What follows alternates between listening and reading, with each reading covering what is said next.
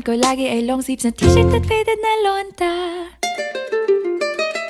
Pero noong makilala kita, nagbagong bigla ang aking timpla. Natutuwa ko na magpariban at mag-ahit ng kilay at least once a month. Hindi ko alam kung anong meron ka na sa akin ay nagpalambot ng bigla. Sinong mag-aakalang lalaki pala ang bibiyag sa tulad kong tigreng gala. Kahit ako'y titibo-tibo, puso ko ay titibok-tibok pa rin sa'yo.